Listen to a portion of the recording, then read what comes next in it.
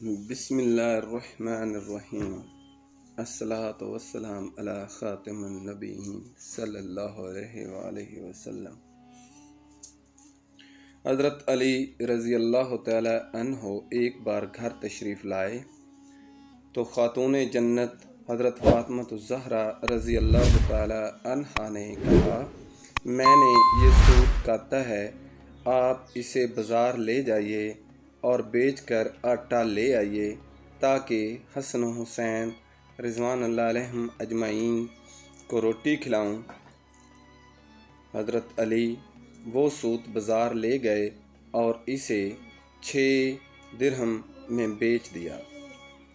پھر ان پیسوں کا کچھ خریدنا چاہتے تھے کہ ایک سائل نے صدالت لگائی، میں یقرض اللہ قرضا حسنا، کہ کون ہے جو اللہ کو قرض حسنہ دے۔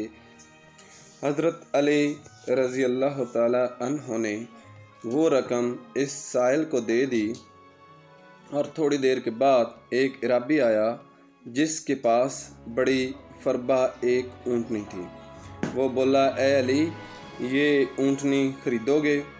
فرمایا، پیسے پاس نہیں ہیں۔ عرابی نے فرمایا، ادھار دیتا ہوں۔ یہ کہہ کر اونٹنی کی مہار حضرت علی رضی اللہ تعالی عنہ کے ہاتھ میں دے دی اور خود چلا گیا۔ اتنے میں ایک دوسرا عرابی نمودار ہوا اور کہا کہ اے علی علیہ السلام، اونٹنی بیچتے ہو؟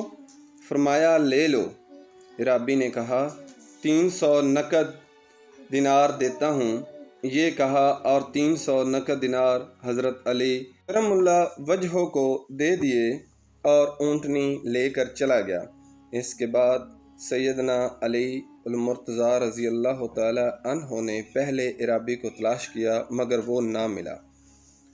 آپ گھر آئے اور دیکھا کہ حضور نبی کریم رؤوف رحیم صلی اللہ علیہ وآلہ وسلم حضرت فاطمہ رضی اللہ تعالی عنہا کے پاس تشریف فرما ہیں، اور حضور صلی اللہ علیہ وآلہ وسلم نے مسکرا کر فرمایا کہ علی، اونٹنی کا قصہ تم خود سناتے ہو یا میں سناؤں؟ سبحان اللہ۔ حضرت علی رضی اللہ تعالی عنہ نے عرض کیا، حضور آپ ہی سنائیے۔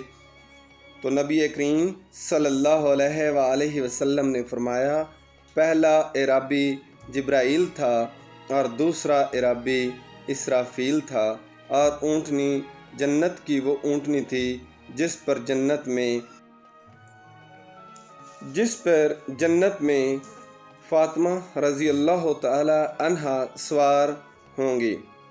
خدا کو تمہارا اثار جو تم نے 6 دینار سائل کو دیے پسند آیا، اور اس کے صلے میں دنیا میں بھی اس نے تمہیں اس کا اجر اونٹنی کی خرید و فروخت کے بہانے دے دیا۔